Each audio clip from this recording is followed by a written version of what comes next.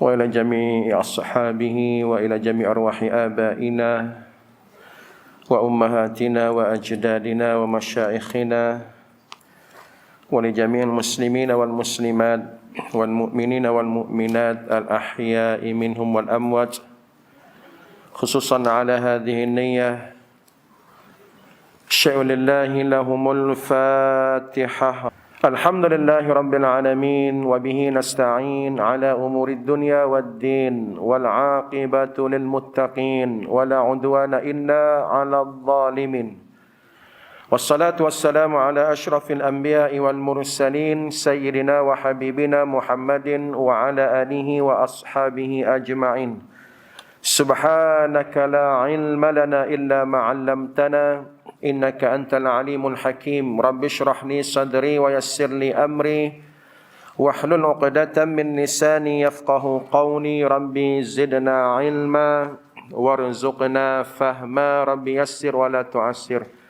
اللهم لا سهل إلا ما جعلته سهلا وأنت تجعل الحزن إذا شئت سهلا. اللهم آت أنفسنا تقواها وزكها أنت خير من زكاها أنت وليها ومولاها. أما بعد. قال الله سبحانه وتعالى في كتابه الكريم بعد أعوذ بالله من الشيطان الرجيم بسم الله الرحمن الرحيم. سبحان الذي أسرى بعبده ليلا من المسجد الحرام إلى المسجد الأقصى الذي باركنا حوله لنريه من آياتنا إنه هو السميع البصير. صدق الله العظيم.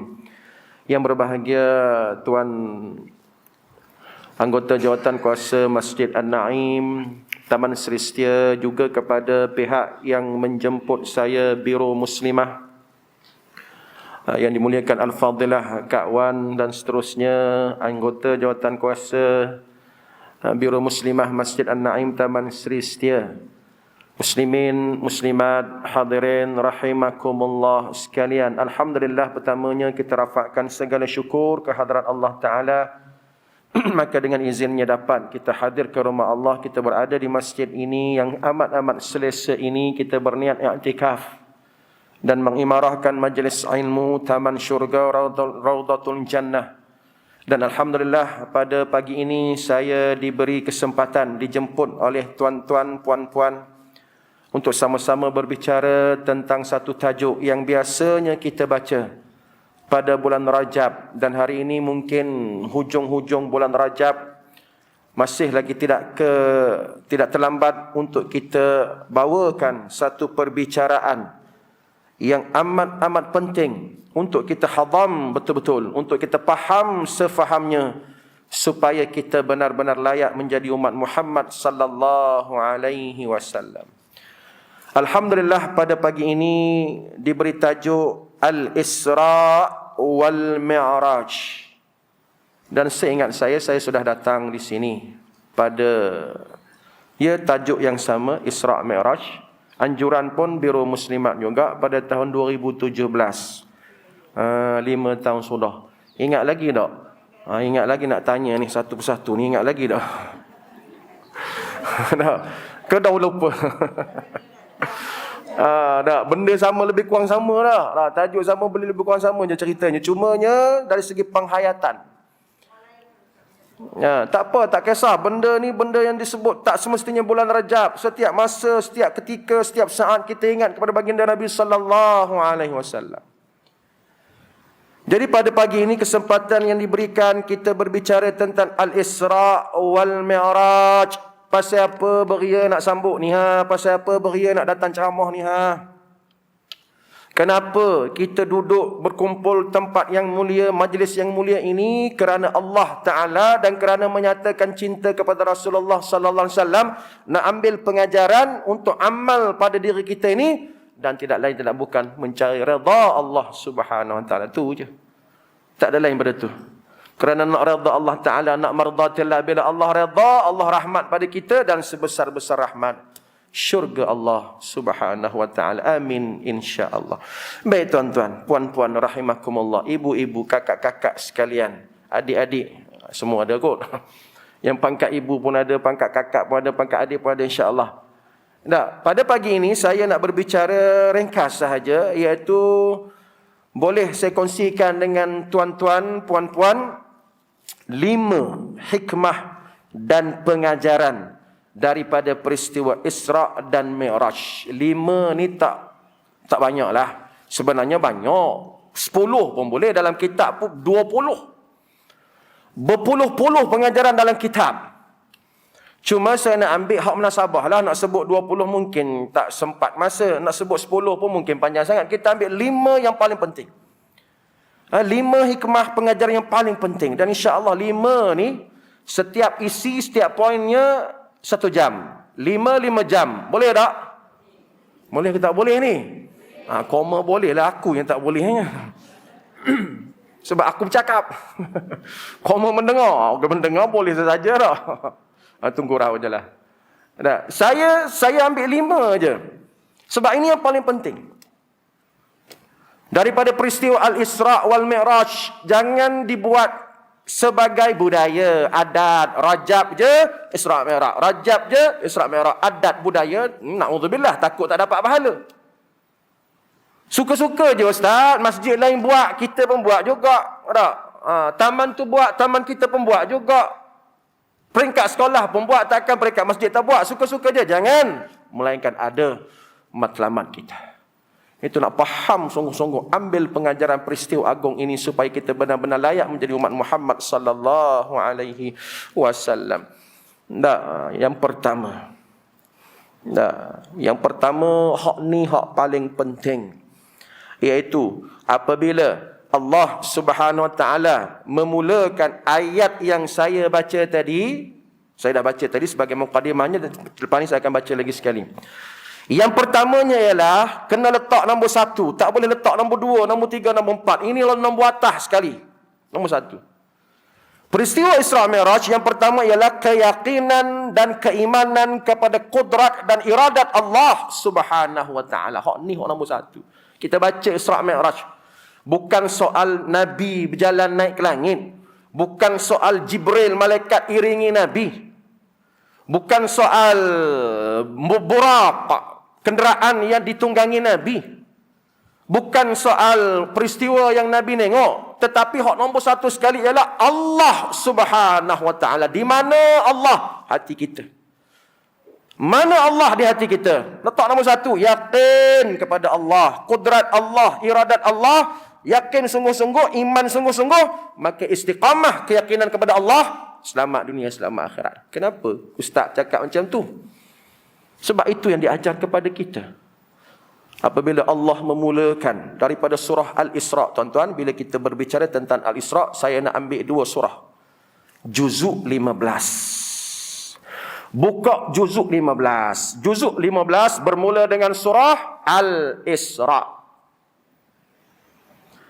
Tak percaya, buka Quran. Tak apalah, mungkin tak ada Quran kan, susah payah nak ambil Quran pula, balik rumah kakak lah. Nanti ada masa buka Quran, cari juzuk 15, surah pertamanya. Juzuk 15 bermula dengan apa? Surah Al-Isra'. Ayat pertamanya, a'udzubillahi minasyaitonirrajim. Bismillahirrahmanirrahim. Subhanalladzi asra bi'abdihi lailan minal masjidil haram ilal masjidil aqsa alladzi barakna haulahu linuriyahu min ayatina innahu huwas samiul basir. Ayat pertama dalam surah Al-Isra', cerita Isra' lah, nama pun Al-Isra'. Kenapa saya katakan tadi iman dan yakin kepada Allah? Pengajaran pertamanya ialah apabila Allah mulakan kisah ini dengan subhanalladzi. Subhanalladzi tu apa benda kita panggil makcik? Subhanalladzi tu kita panggil apa kakak-kakak sekalian? Subhanalladzi kita panggil tasbih. Apa makna tasbih? Menyucikan Allah. Memuji-muji Allah. Daripada segala benda kurang, benda cacat, benda tak layak pada dia. Subhanalladzi, maha suci Allah yang memperjalankan. Tu muqaddimah ayat ini. Dimulakan dengan tasbih. Allah memuji dirinya sendiri. Dan kita baca pun kita puji Allah. Mana yakin. Iman sungguh-sungguh, percaya tanpa ragu, tanpa syak, tanpa zan, tanpa waham. yakin secara jazam 100%, Allah punya kuasa amat hebat. Sebab benda ni benda pelik. Apa tak kepeliknya naik ke langit? Tak, dalam satu malam, perjalanan jauh, pada zaman tak ada kapal terbang, pada zaman tak ada kereta api. Berlaku pada lepas waktu isyak, patah balik pun sebelum subuh. Kejap je, walhal perjalanan jauh. Pelik, ya pelik. Sebab tu dinamakan sebagai mukjizat. Isra' Mi'raj ni mukjizat. Apa makna mukjizat? Benda-benda pelik yang berlaku kepada Rasul dan Nabi yang luar biasa. Pelik ni berlawan dengan adat. Adat kata tak menasabah lah. Tu bahasa kampung mudah-mudah. Tak menasabah. Adat kata tak logik lah. Tu adat yang kata. Tetapi apabila dimulakan dengan subhanallazi, maha suci Allah, maha kuasa Allah, dengan kuasa Allah, apa nak pelik? Kerana dengan iradat dan qudrat Allah subhanahu wa ta'ala. Kita kata subhanallah. Sebab tu diajar kepada kita, kalau kita tengok satu benda pelik yang mengkagumkan, benda pelik yang menakjubkan, maka kita kata apa? Subhanallah. Kadang kita orang Melayu ni tak berapa betul. Nampak benda pelik dia kata apa? Masya Allah. Tak boleh juga dah. Tapi tak parking tak berapa kena lah. Masya Allah tu lebih kepada nikmat. Yalah nikmat alhamdulillah juga. Dalam Quran sebut, dalam Quran kata, laula idza khalta jannataka qulta masya Allah. Orang ada kebun luas.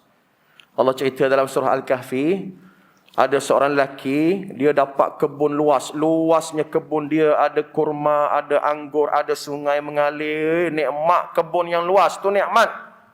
Maka dia ajar, sebutlah Masya Allah ketika mana masuk kebun luas tu. Ataupun apa saja nikmat, rumah besar. Mungkin orang Taman Selestia ni katanya dia kata kaya-kaya, banglo besar-besar, kereta mewah-mewah. Maka masuk ke dalam rumah tu, rumah besar, rumah banglo besar, kereta, sebutlah Masya Allah, boleh pahala.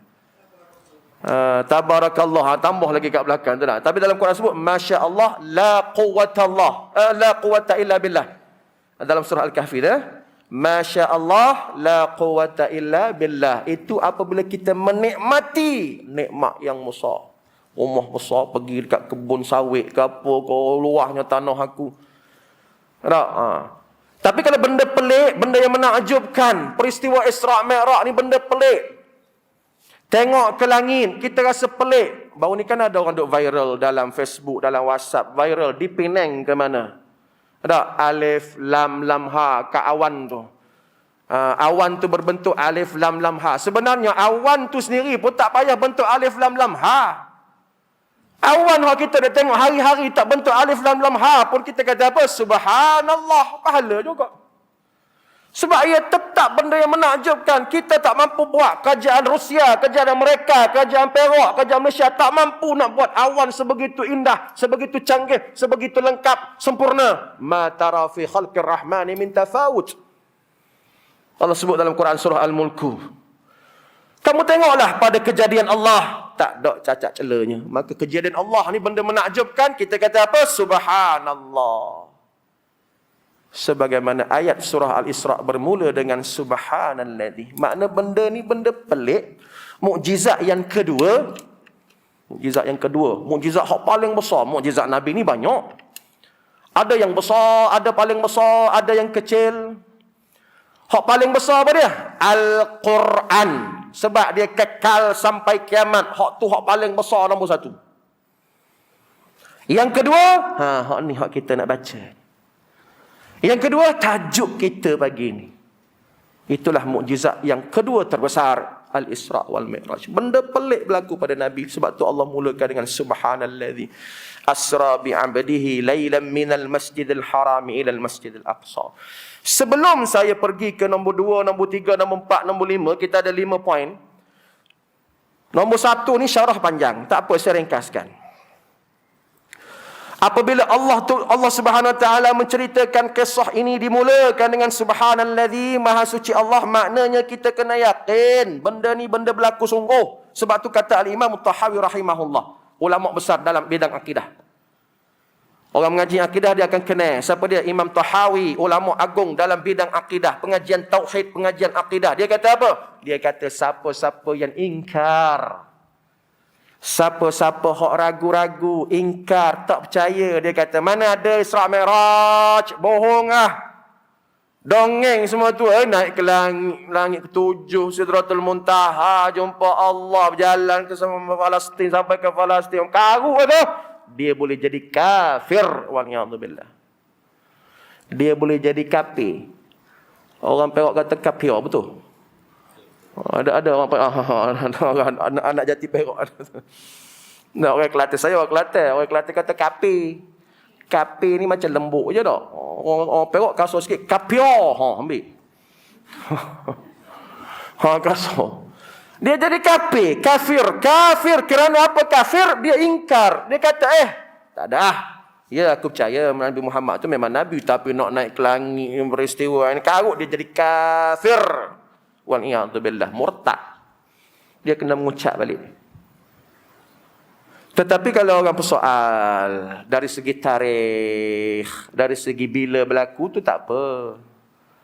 Sebab benda tu tak sahih. Biasanya kita pegang pandangan berlaku bila Isra' Mi'raj ni. Hak paling masyhur, kita ambil hak paling masyhur, 27 Rajab tahun 10 apa? Jangan sebut hijrah. Saya cikgu sekolah rendah. Bila saya ceramah dekat budak-budak sekolah rendah ni, bila kita kata 27 Rajab tahun 10 hijrah, mana ada Nabi tak hijrah lagi. Nah, tahun hijrah ni selepas Nabi berhijrah. Yang ni Nabi tak hijrah lagi. Kata ulama berlaku pada tahun 27 Rajab 10 kenabian. Itu baru betul. Dia panggil bi'athah. Dalam kita Arab sebut bi'athah, kebangkitan. Tahun ke-10 kenabian, makna Nabi jadi Rasul umur 40. Maka peristiwa ini berlaku lebih kurang umur Nabi 50 tahun ke-10 kenabian. Tahun pertama jadi Nabi, tahun kedua jadi Nabi, tahun ketiga jadi Nabi, tahun ke-10 jadi Nabi. Berlakulah benda yang amat menakjubkan ini. Tapi itu tak qat'i. Benda tak qat'i tak apalah. Sebab ada pandangan lain kata berlaku pada bulan Muharram. Ada ulama kata berlaku bulan Rabiul Awal. Ada ulama kata berlaku pada tahun pertama kenabian. Ada ulama kata berlaku tahun kelima kenabian. Tak apa, itu tak penting. Tak apalah nak ambil pandangan mana pun. Cuma kita ambil yang paling masyhur, yang paling popular, 27 Rajab. Berlaku pada tahun ke-10 kenabian. Siapa-siapa tak percaya hak tu tak apa, sebab tu tarikh je pun. Tak percaya hak tu tak apa. Tapi jangan kamu ingkar pada kebenaran yang berlaku. Nabi berisra' dan Nabi bermi'raj. Bila ingkar juga Isra' Mi'raj, dia jadi kafir. Ingkar tarikh tak apa, itu kajian sejarah. Jadi bila dibahaskan tentang subhanallah, ini panjang cerita tuan-tuan, puan-puan, akak-akak, mak-mak, ibu-ibu, bapa-bapa sekalian. Apabila Allah Ta'ala buat satu program untuk apa? Apa tujuan Isra' Mi'raj kepada Rasulullah sallallahu alaihi wasallam? Kepada kita banyaklah. Untuk ambil pengajaran, untuk tambah keimanan, untuk mantapkan akidah, untuk kita. Tapi untuk Nabi sallallahu alaihi wasallam, ulama kata peristiwa ini sebagai tasliyah. Apa makna tasliyah? Arab kata tasliyah. Saya boleh terjemah mudah-mudah, motivasi kepada Rasulullah sallallahu alaihi wasallam. Motivasi ke Nabi. Ya, motivasi ke Nabi. Hiburan untuk Nabi, menyejukkan hati Nabi, menghiburkan, menenangkan hati Nabi sallallahu alaihi wasallam. Pasal apa, Ustaz? Kenapa nak dihiburkan Nabi ini? Kenapa nak dimotivasikan Nabi ini? Kenapa nak ditenangkan hati Nabi ini? Kerana peristiwa ini berlaku selepas tahun duka cita. Allah uji Nabi sallallahu alaihi wasallam apabila menempuh berbagai ujian pada tahun duka cita, Amul Hazni. Orang Arab kata Amul Hazni, tahun duka cita, tahun bersedih. Siapa Ustaz? 4 peristiwa besar. Hak ni kena faham sebelum nak pergi nombor 2, nombor 3 ni. Hak ni kena faham. Kenapa Allah nak panggil Nabi berjalan daripada Mekah ke Palestin, daripada Palestin naik ke langit Langit ketujuh, kemuncaknya Sidratul Muntaha. Kenapa? Sebab Nabi tengah duka cita. Amul hazni, tahun kesedihan, 4 perkara berlaku kepada Rasulullah sallallahu alaihi wasallam. Saya sebut secara ringkas 4 perkara. Yang pertama, meninggalnya orang-orang kuat di belakang Nabi. Tulang belakang Nabi. 2 orang. Yang pertama siapa dia? Yang pertama meninggalnya Abu Talib. Yang kedua wafat, kita kata wafat. Yang kedua wafatnya Sayyidatina Khadijah. Abu Talib dan Khadijah meninggal. Siapa meninggal dulu? Abu Talib ke Khadijah? Macam filem Ramli pula. Do ke Minah mati dulu. Tak apalah, itu pun kajian sejarah. Tapi kita ambil pandangan Abu Talib meninggal terlebih dahulu.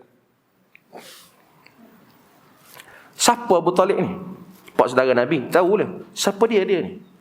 Dia ni bangsawan terhormat. Orang Mekah dulu cukup hormat kepada Abu Talib. Kalau saya orang Kelantan, orang Kelantan kata apa? Orang debe. Kamu orang Perak faham tak orang debe? Orang kedebe. Kalau kat Mekah zaman tu sebut je Abu Talib, memang respect. Memang respect. Dia orang kedebe. Orang Kelantan kata orang kedebe. Orang kedebe ni apa orang Perak ni? Abang Long kawasan lah. Abang Long kawasan. Sebut je Abu Talib, memang respect. Ya, betul. Dia tidak beriman. Walaupun ada sebahagian kecil pandangan mengatakan Abu Talib mati dalam iman. Itu pandangan kita kata. Sebab banyak pandangan yang mengatakan dia mati musyrik. Saya sendiri pun banyak duk kuliah. Saya ambil pandangan Abu Talib mati dalam musyrik. Tapi ada ulama sebagaimana contoh Imam Abu Zahra mengatakan Abu Talib, pak saudara Nabi ni mati dalam Islam. Dia sempat mengucap, dia sempat masuk Islam. Tak apalah, tu cerita lain. Abu Talib mati dalam musyrik ke, mati dalam Islam ke, kita serah pada Allah Ta'ala. Yang penting kita ni, yang belum mati ni. Tak, mati dalam Islam, kena bermujahadah, nak mati kita dalam keadaan Islam. Jadi Abu Talib ni meninggal. Abu Talib ni orang gedebeh. Tapi dalam keadaan dia tak Islam pun, dia tetap sayang kepada anak saudara dia. Anak saudara aku nak berdakwah lah. Dia tak kacau. Bukan macam seorang lagi bapak saudara. Yang seorang lagi bapak saudara juga. Siapa dia? Abu Lahab. Ni memang celaka. Ni memang kafir lah. Tabbat yada abi lahab wa tab sayasla naran. Kan Allah kata memang neraka lah ni. Sayasla naran. Dah lah tak beriman. Dikacaunya Nabi SAW. Tapi Abu Talib, walaupun kita ambil pandangan dia tak beriman, matinya musyrik, tapi dia tak kacau. Sebab tu orang Mekah, nak lawan Nabi pun dia segan. Lawan memang lawan, tak beriman memang tak beriman. Orang macam Abu Jahal, orang macam Umayyah bin Khalaf, orang macam Akhnas bin Syuraik, itu nama-nama tokoh musyrikin yang memang jahat lah kita kata. Hak lawan Nabi SAW. Peringkat awal pun Umar Al-Khattab. Umar sendiri peringkat awalnya lawan Nabi SAW sebelum beriman lah. Sebelum Umar masuk Islam. Sebelum Umar masuk Islam, dia lawan Nabi SAW. Tapi lawan pun tak berapa nak beria. Sebab apa? Abu Talib ada tu. Tak berani nak buat lebih-lebih. Nak berdajai Nabi pun, nak seksa Nabi, nak torture Nabi. Abu Talib ada. Membela anak saudara dia. Itu yang pertama. Tiba-tiba mati Abu Talib. Maka hilanglah tulang belakang Nabi sallallahu alaihi wasallam. Kan kita baca cerita bagaimana Nabi sallallahu alaihi wasallam, dakwah Nabi amat-amat teruji. Dia apa? Diletaknya najis atas leher Nabi ketika bersujud. Lepas tu peristiwa ni berlaku lepas Abu Talib mati. Masa Abu Talib ada tak berani nak buat lebih-lebih kurang ajar macam tu. Tak, dicaci maki, dihina keturunan Nabi sallallahu alaihi wasallam, diletaknya najis, dihalaunya macam-macam. Lepas pada Abu Talib meninggal. Mari pula ujian yang kedua, peristiwa kedua, wafatnya Khadijah binti Khuwailid. Siti Khadijah binti Khuwailid, isteri Nabi sallallahu alaihi wasallam.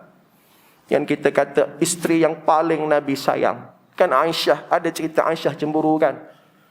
Aisyah cukup-cukup cemburu, wahai suamiku, pasal apa dia sebut nama Kak Jah tu, contohlah. Ada ke nama Kak Jah sini? Contoh. Aisyah kan perempuan muda. Biasalah cemburu tu abang. Tak? Ya Rasulullah, udah-udahlah tu. Kak Jah lama dah tak adanya. Nabi jawab apa? Nabi jawab, dia amat istimewa dalam hidupku. Ketika orang hina aku cari dia. Ketika kaumku menghinaku, menghalauku, dia memujuk aku. Dan daripada dialah lahirnya zuriat-zuriat Nabi sallallahu alaihi wasallam. Anak Nabi ada berapa? Anak Nabi ada 7 kan? Kan 6 daripada 7 tu lahir melalui Khadijah. Istimewanya Nabi. Istimewanya Khadijah pada Nabi sallallahu alaihi wasallam. Nabi balik ke rumah letih berdakwah. Sakit telinga lagi, sakit hati lagi, orang duk kutuk maki hamun lagi, telinga sakit lagi, hati sakit lagi. Bila balik ke rumah tenang je. Ada siapa? Ada Khadijah. Cari peha Khadijah, cari pangkuan Khadijah untuk duduk atas riba. Nak tanya akak-akak, suami-suami pernah buat macam tu ke? Tak pernah buat, rugi ya. Balik sekarang panggil abang, mari duduk sini. Sunnah tu. Sunnah. Duduk atas riba isteri. Kepala suami ni duduk atas peha isteri. Sunnah. Tiba-tiba tak ada dah ni. Wafat dah Khadijah. Ada orang tanya, Ustaz, kan Nabi kahwin ramai. Kan Nabi kahwin ramai, pelik apanya? Satu wafat ada lagi? Jawabnya tak. Masa ni Nabi tak kahwin lagi. Sebab Nabi hanya berpoligami selepas kewafatan yang pertama. Hak ni orang perempuan cukup tahu ni. Betul tak? Orang betul ngangguk ya tu. Hak ni fakta ni memang cukup tahu. Khabar dekat abang, saya ada lagi bang. Saya lagi. Abang nak pasang satu lagi, saya lagi bang. Memang itu berlaku dalam sirah Nabi. Sejarah hidup Nabi. Wafat Khadijah barulah. Maknanya ketika mana Nabi bermonogami. Apa makna bermonogami? Seorang-seorang tu je lah. Tak ada lain di hati Nabi. Khadijah, Khuwailid. Lepas Khadijah wafat, barulah ada Saudahnya, Aisyahnya, Juwairiyahnya, Hafsahnya, Zainabnya, Maryahnya, ramai. Tu lepas wafatnya yang pertama. Bila wafatnya Khadijah, dua peristiwa. Sedih. Tulang belakang tak ada kekuatan. Sebab Nabi pun manusia biasa, ada sedihnya, ada duka citanya. Maka Nabi perlu dihiburkan, Nabi perlu dimotivasikan. Yang ketiga peristiwa apa? Peristiwa pemulawan. Saya boleh guna perkataan orang putih lah, boykot. Musyrikin Mekah boykot umat Islam ketika itu. Nak makan pun susah. Nak beli kurma pun tak ada siapa nak jual. Mau ikut Muhammad Aku kenal ni. Ini dah ikut Muhammad ni. Boleh Muhammad, jangan. Orang hok jual kurma tu, kalau dia tu ni pergi ke Muhammad ni, jangan beli barang dia, jangan beli anggur dia, jangan beli gandum dia. Jangan jual, jangan beli, maka diboikot umat Muhammad sallallahu alaihi wasallam, pengikut-pengikut Nabi. Siapa punya kerja? Musyrikin Makkah laknatullah. Diuji sampai tarikh tu. Sehingga ada disebut dalam kitab sirah. Allahu Akbar. Sahabat-sahabat Nabi yang berjuang Islam ni, sampai dia boleh makan. Tak ada nak makan apa? Tak ada siapa nak jual. Nak beli apa? Duit pun tak ada. Meniaga tak untung, tak ada siapa. Pemulawan. Maka dimakannya apa dalam kitab sirah sebut? Makannya kulit-kulit kayu kering. Subhanallah. Makan kulit kayu kering. Kulit-kulit kayu tu, pokok-pokok kayu yang kering tu, dia ada kulit. Hak tu ada, hak tu lah. Tak tu sahabat dulu berjuang Islam. Kita hari ni nak tanya orang Taman Selestia pernah makan kulit kayu kering? Ikan kering biasa, sedap ikan kering. Kulit kayu manis, hok letak dalam gulai tu. Tapi letak je, ada makan ke? Ada telan ke? Dah kita kata. Tapi itulah orang-orang Arab dulu, bukan orang Arab, kita kata sahabat-sahabat salafus soleh berjuang Islam. Susahnya. Sebab tu tahun duka cita. 3. Yang keempat. Apa peristiwa keempat yang membuatkan Nabi bersedih, berduka cita? Sehingga Allah memotivasikan Nabi, menghiburkan Nabi dengan Isra Mi'raj. Ingat lagi tak peristiwa hijrah ke Taif? Bukan hijrah ke Madinah. Hijrah ke Madinah belum lagi. Ni belum hijrah ni. hijrah ke Taif. Sebab di Mekah ni memang tentangan cukup sengit. Penyiksaan amat-amat tinggi, penyiksaan amat-amat dahsyat. Maka Nabi ambil keputusan, jom kita hijrah ke Taif. Hijrah ke Taif. Ingatkan orang Taif ni berjuruh lah sikit. Tahu berjuruh? Orang Kelantan kata berjuruh ni baik tak? Ingatkan berjuruh lah. Ingatkan boleh terima lah. Rupa-rupanya samir. Lagi teruk. Pergi ke Taif dengan Zaid, ada dalam riwayat dengan Zaid bin Harithah, kalau tak silap saya, sahabat Nabi sallallahu alaihi wasallam mengiringi Nabi sallallahu alaihi wasallam pergi ketuk pintu ke pintu. Sebagaimana sahabat-sahabat kita orang tabligh tu buat kan. Kadang-kadang petang-petang dia datang ke rumah tu, lebih kurang itulah dakwahnya. Rumah ke rumah, pintu ke pintu. Tapi apa reaksi respon orang Taif? Taif ni jauh. Siapa-siapa pergi Mekah, kalau umrah ziarah kan, pergi umrah ke Mekah, dia ada package pergi ke Taif. Bukan dekat. Tambah zaman Nabi, zaman tak ada bas, tak ada kereta, tak ada kapal terbang, tak ada kereta api. Jauh. Perjalanan jauh. Boleh jamak qasar. 2 marhalah lebih. Tetapi orang Taif menghalau Nabi. Caci maki hamu Nabi. Dibalingnya dengan batu. Dibalingnya dengan kayu. Tak cukup dengan orang tua. Dikerahnya budak-budak. Budak-budak pun dikerah-kerah. Menghina-hina Nabi sallallahu alaihi wasallam. Maka Nabi balik. Sedih. Ya, tahun duka cita. Nabi doakan, ya Allah, kan ada cerita tu panjang. Nabi duduk rehat dalam satu di kawasan apa dia panggil macam kita ni pondok lah, pondok macam tu. Berhenti duduk. Mengadu, Allahumma inni ashku ilaika dha'fa quwwati, ya Allah. Aku mengadu, ya Allah, lemahnya aku. Tak? Lemahnya aku, ya Allah. Sehingga malaikat mari pujuk Nabi. Malaikat penjaga 2 bukit tu pujuk, ya Rasulullah, wahai Muhammad, munak dak aku ni angkat bukit hentam penduduk Taif. Nak dak Muhammad? Malaikat offer. Malaikat kalau dia berjanji dia buat, bukan macam kita. Tak, kita manusia ni kadang-kadang berjanji tipu. Malaikat tak, malaikat dia tak reti buat dosa. Dia kata, wahai Muhammad, kalau munaklah bukit ni aku angkat, aku timpa, hancurlah, binasalah orang Taif. Nak ke tak nak? Kalau kita lah orang buat jahat kita, kata beres. Lama dah aku duduk beriman. Betul tak? Tapi Rasulullah sallallahu alaihi wasallam, inilah akhlak Nabi sallallahu alaihi wasallam. Kalau kita lah, beres, lama nak tolong aku, lama dah sakit hati ke menatang tu. Kalau kita. Tapi Nabi dah akhlak Nabi. Nabi doa lagi, tak payahlah malaikat. Tak apa, aku doakan semoga daripada anak-anak, cucu, cicit, benih-benih mereka inilah akan masuk Islam dan memperjuangkan Islam. Berkat doa Nabi, lepas pada tu ramai berduyun-duyun masuk Islam, termasuk di Taif sampai ke hari ini. Tu Nabi. Bukan dia nak balas jahat dengan jahat. Dia ajar kepada kita balas baik dengan baik tu biasa kan. Baik, kalau orang buat baik, kita balas baik. Biasa. Jiran sebelah bagi bubur kacang, kita balah apa? Bubur kacang juga. Baik, dia balas dengan baik. Ada. Dan juga kalau jahat balas jahat, itu biasa. Orang jahat, dia balas jahat, itu dendam biasa. Tapi yang luar biasa, jahat dibalas dengan baik. Subhanallah. Ini Rasulullah sallallahu alaihi wasallam. Jahatnya Taif tu, dihinanya Nabi, dibalingnya dengan batu, dengan kayu, dicaci maki Nabi, dihalaunya Nabi sampai Nabi cedera berdarah dalam riwayat menyebut, tapi Nabi balas dengan baik. Doa Allahumma, ya Allah, moga-moga nanti adalah dapat hidayah, akan tersebarlah Islam di Taif. Saya teringat peristiwa Hamka, seorang ulama besar, ulama Indonesia. Kebetulan saya ada kuliah kitab tafsir Hamka di Taman Intan Mas, di mana lagi, di Sungai Manik. Tafsir Hamka kata, ketika beliau di penjara, baca kisah Hamka. Hamka pernah di penjara pada zaman Soekarno merentah. Sehingga Hamka ni pun rasa down, mentally down. Orang putih kata, memang Allah, aku di penjara, apa salah aku? Lalu dia pun membaca buku tasawuf moden. Buku dia tulis sendiri.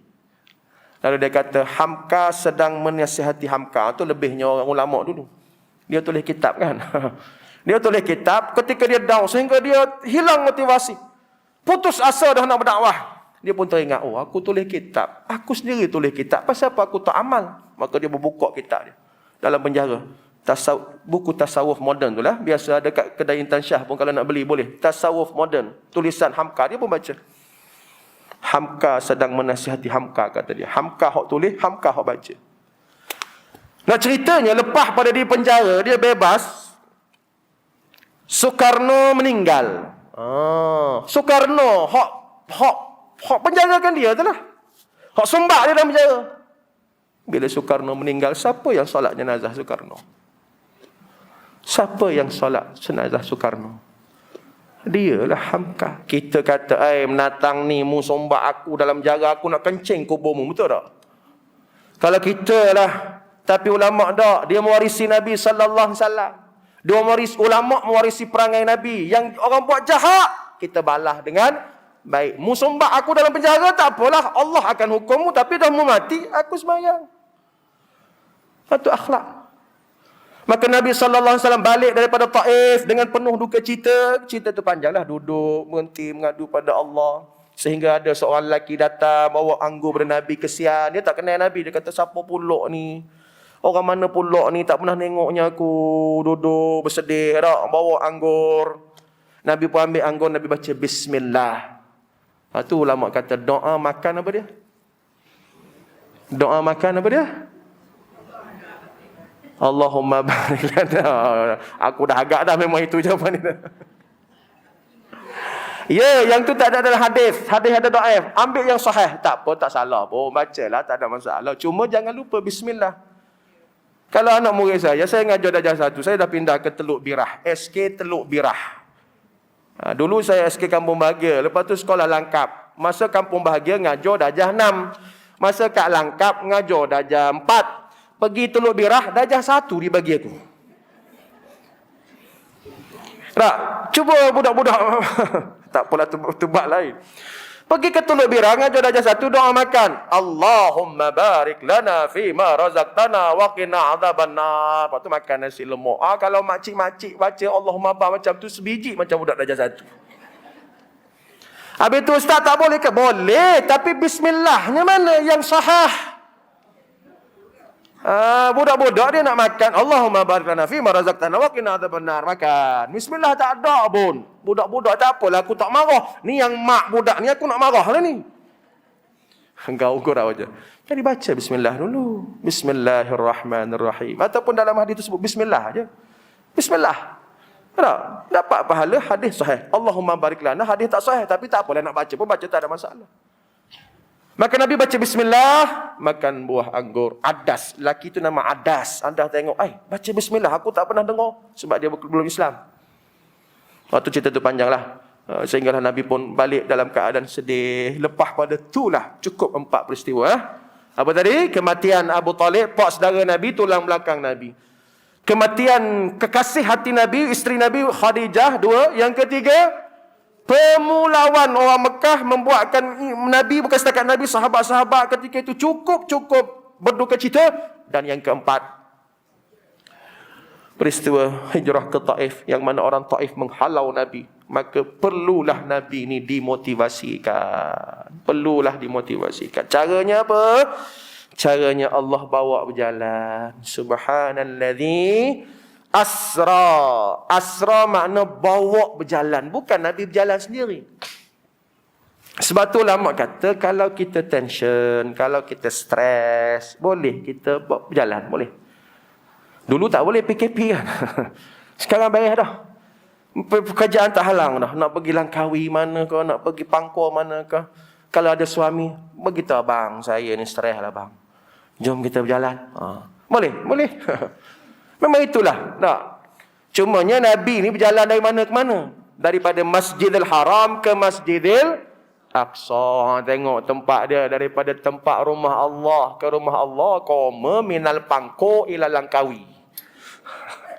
Itu biasa. Tak apalah tu. Tapi nak ceritanya bawa berjalan. Maka dikatakan Allah Ta'ala membawa Nabi berjalan pada waktu malam. Lailan, pada waktu malam. Asra ni bawa berjalan. Isra'. Subhanalladzi asra. Isra' itulah. Isra' ni berjalan malam. Tak, kaum suami, tak ramai pula kaum suami.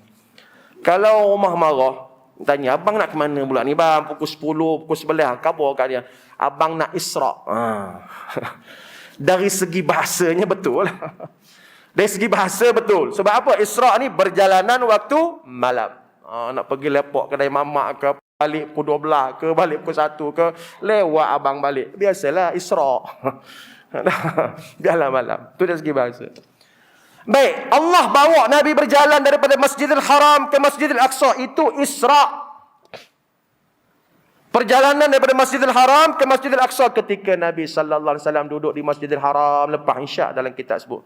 Lepas Isyak, tengah bersantai-santai itu. Tak, maka malaikat pun datang ambil Nabi sallallahu alaihi wasallam daripada Masjidil Haram, bawa berjalan menaiki Burak. Burak ni apa burak ni? Burak ni daripada perkataan barqun. Kalau nak ajar burak, bara alif qaf, bara alif qaf, burak daripada perkataan barqa. Buka surah Al-Baqarah. Kan ada perkataan wara'du wa barqa. Pernah dengar nama tu? Pernah dengar ayat tu? Ada kan ayat tu kan? Wara'du wa barqa. Dia qalqalah situ. Wara'dun kilat. Wara'dun guruh. Wara'dun guruh, wa barqa makna kilat. Daripada perkataan barqa, kilat inilah dinamakan buraq, kilat. Oh, apa kena mengena dengan kilat? Kilat ni kan pantas. Tanya cikgu sains.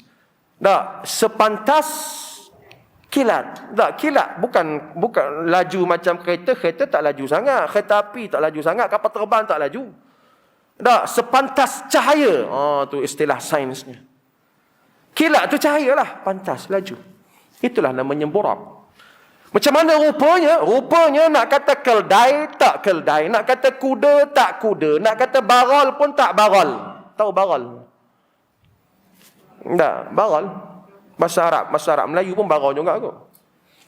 Tak. Maka kalau benda ni tak ada contoh, susah nak terang. Betul tak? Benda tak ada contoh ni susah nak terang. Jadi burak ni macam mana rupanya? Wallahu alam tu. Kalau ada contoh, senang kita nak cerita. Tak? Macam kata, dapat menantu lawa, baru kahwin. Pengantin perempuan lawa tak? Lawa. Macam Mira Filzah. Contoh. Kalau ada contoh boleh kita sebut. Contoh lah. Macam Mira Filzah. Sebab apa? Ada contoh. Tapi burak ni tak ada contoh. Nak kata kereta, bukan kereta, jauh sangat dengan kereta. Tak? Benda tak ada contoh nak terang macam mana. Jadi jawapan paling selamat, wallahu a'lam. Jangan duk lebih-lebih. Benda gaib ni. Sebab burak ni binatang tunggangan kenderaan dalam syurga. Benda dalam syurga ni rahsia Allah Ta'ala. Bidadari dalam syurga macam mana? Rahsia, tunggu masuk lah. Sungai dalam syurga macam mana? Rahsia, tunggu masuk lah, insya-Allah. Amin kita semua. Apa lagi? Arak yang tak mabuk. Arak tu nikmat syurga. Ada sungai lagi. Macam mana rasanya tak tahu. Tunggu masuk dalam syurga lah. Sebab benda dalam syurga nikmat rahsia. Koma orang Taman Serestia nak tunggang burak. Boleh tak? Boleh. Tunggu dalam syurga lah. Tunggangan kepada ahli syurga. Laju, maka Allah bagi pada Nabi sallallahu alaihi wasallam naik dengan Jibril. Laju sampai ke Masjidil Aqsa di Baitul Muqaddis. Jadi Allah sebut lailan, perjalanan waktu malam menuju Allah Taala. Ada ulama sebut kelebihan malam,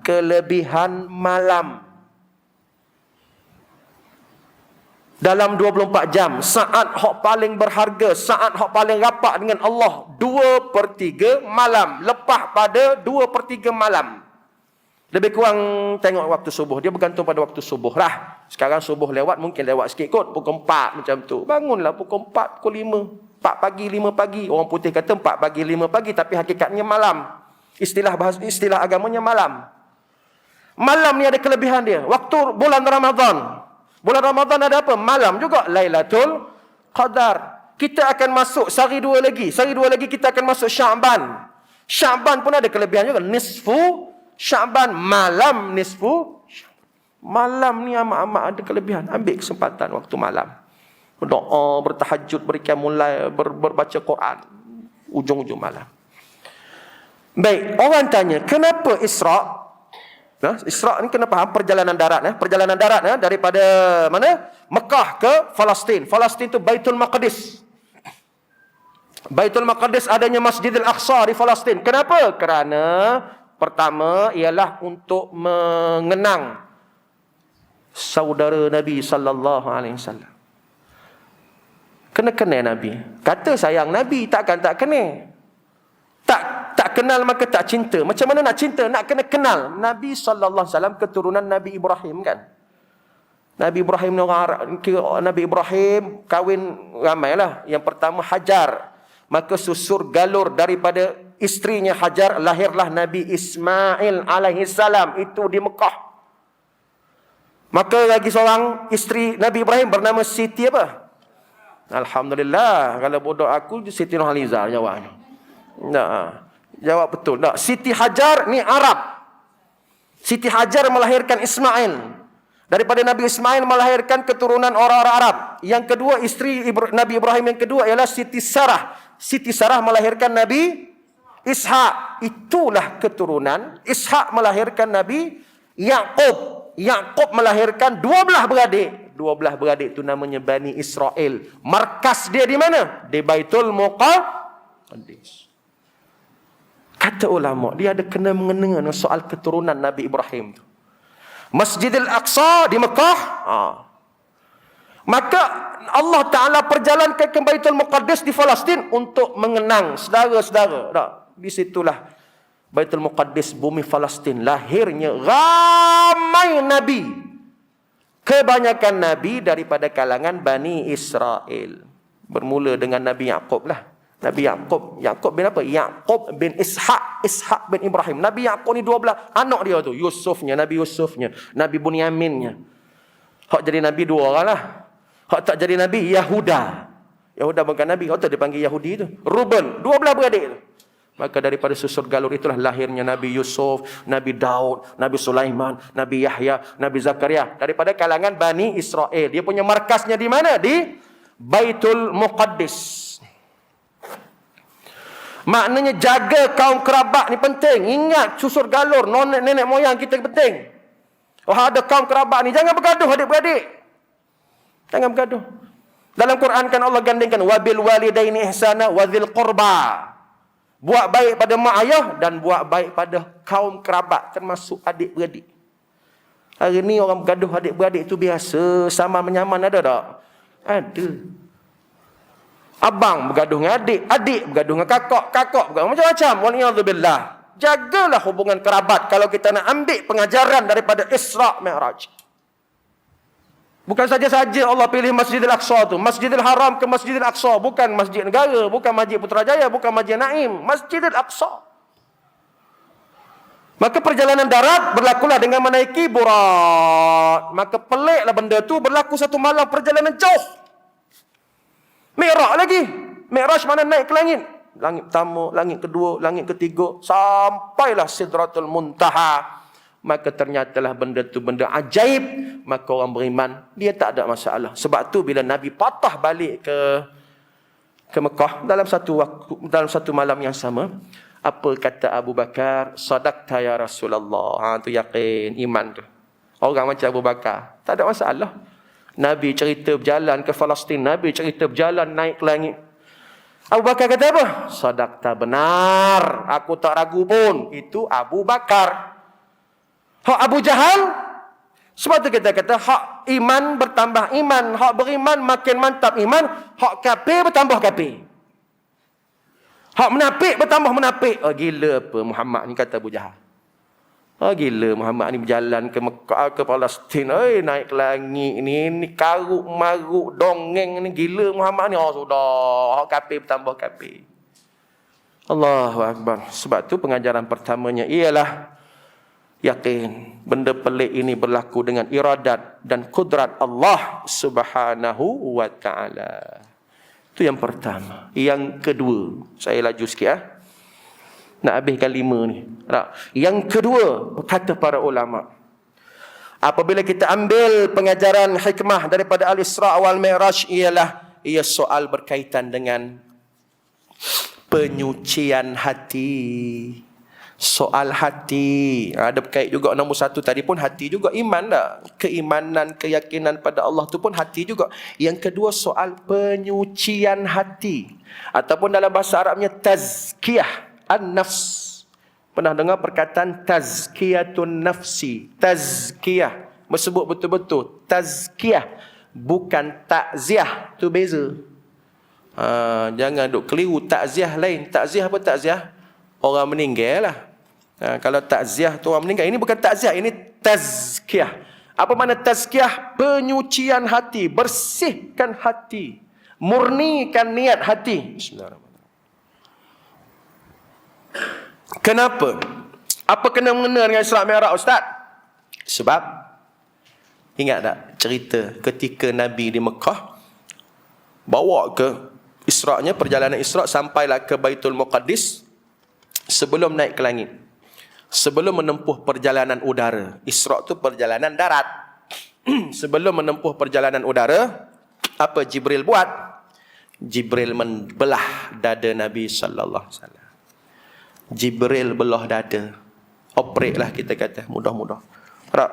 Kali ke berapa ni? Kali kedua. Bila kali pertama? Zaman budak. Zaman budak kita tak ceritalah. Zaman kanak-kanak. Ketika Nabi kanak-kanak dah belah dah. Masa tu belum jadi Nabi lagi. Nabi menjadi Rasul ketika umur 40. Ketika dibelah kali kedua ni, bila kali kedua? Kali pertama zaman kanak-kanak, masa budak lagi, umur 6 tahun, 7 tahun. Yang ni udah jadi Nabi dah ketika umur 50 ni. Peristiwa Isra' Mi'raj berlaku ketika Nabi umur 50. Belah lagi sekali dadanya. Kenapa? Jibril ambil hati, basuh dengan air Zam-Zam. Subhanallah. Tak payah tanya dah macam mana operate tu, pakai apa, tak payah banyak lah. Nak pakai laser ke, pakai teknologi apa, tak payah tanya. Itu kerja Allah Ta'ala, kuasa Allah Ta'ala. Maka Jibril membelah dada Nabi, dibasuhnya hati Nabi dengan air Zam-Zam, disucikan hati Nabi. Sebab apa? Kamu Muhammad akan menempuh perjalanan menuju Allah Subhanahu Wa Ta'ala. Simboliknya apa?